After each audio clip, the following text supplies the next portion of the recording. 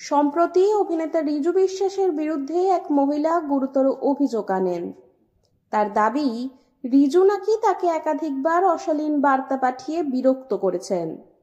এই অভিযোগ প্রকাশ্যে আসার পরই আরও কয়েকজন মহিলা তাদের এবং রিজুর ব্যক্তিগত চ্যাটের স্ক্রিনশট সমাজ মাধ্যমে শেয়ার করতে শুরু করেন। মুহূর্তের মধ্যেই বিষয়টি নিয়ে তোলপাড় শুরু হয় নেট দুনিয়ায়। তবে চুপ থাকেননি রিজু বিশ্বাস। তিনি নিজেও মুখ খোলেন।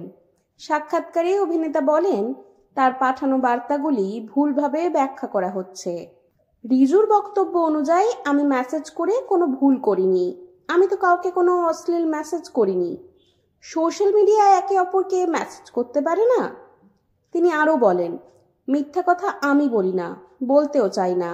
শাড়িতে ভালো লাগছে বলা কি খুব অন্যায়ের কথা? কয়েকদিন আগে তো আমি আমার মাকেও এই কথা বলেছি। তবুও বিতর্ক থামেনি। নানা আলোচনা ও সমালোচনার মাঝেই অবশেষে অভিনেতা সরাসরি সমাজ মাধ্যমে এসে লাইভ করে সকলের কাছে ক্ষমা প্রার্থনা করেন। সোমবার নিজের প্রোফাইল থেকে লাইভে এসে রিজু বলেন, নমস্কার, আমি সকলকে একটা কথা বলার জন্য লাইভটা করলাম। গত 4-5 দিন ধরে যা চলছে সোশ্যাল মিডিয়াতে, তাতে আমি নিজে ভীষণভাবে ডিস্টার্বড। আর তার থেকেও বড় কথা, আমার মাকেও বেশ কিছু বাজে কথা বলা হচ্ছে। আমার মা আমাকে বললেন, মাকে আমি আমার ভগবান বলেই বিশ্বাস করি। মা আমাকে বললেন, সবাই আমার উপর খানিক বিরক্ত হয়েছেন হয়তো। ইন্ডাস্ট্রিতে আমার কিছু দাদা আছেন, কিছু দিদিরাও আছেন।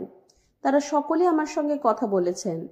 তাই আমি একটা কথাই বলতে চাই, আমি কিন্তু কাউকে কোনো রকম বাজে উদ্দেশ্য করে কোনো কথা বলিনি বা বলতে চাইনি। তাই আমার মন্তব্যে যদি কারোর খারাপ লেগে থাকে, আমি তাদের কাছে সরি বলছি। আর এই জিনিসটাকে নোংরামির দিকে নিয়ে যাবেন না, দয়া করবেন। আমার কোনো বাজে বা খারাপ উদ্দেশ্য কখনোই ছিল না। বাকিটা আপনাদের উপর। আপনারা ভালো থাকবেন।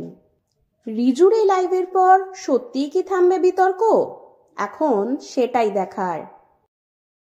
আমি একটাই কথা সবাইকে বলছি যে আমি কিন্তু কাউকে কোনো রকম বাজে ইন্টেনশনে কোনো রকম কোনো বাজে কথা বলিনি বা বলতে চাইনি। এবার এবার এই এই কমেন্ট করাতে যারা যারা বা কেউ যদি অফেন্ডেড হয়ে থাকে বা থাকেন, আমি তাদের কাছে সরি বলছি। আর এই জিনিসটাকে নোংরামোর দিকে নিয়ে যাবেন না প্লিজ। আমার কোনো রকম কোনো বাজে ইন্টেনশন বা খারাপ কোনো ইন্টেনশন কোনো দিনও ছিল না। আর আর এবার এর থেকে আমি আর কিছু অনুরোধ কি করব, বাকিটা আপনাদের ওপরে। আর আর হ্যাঁ, এটা আমি একদম মন থেকে একদম জেনুইনভাবে বলছি যে আমি সত্যি কোনো বাজে ইন্টেনশনে কাউকে কোনো মেসেজ করিনি। আর আর সবাই ভালো থাকবেন, সুস্থ থাকবেন।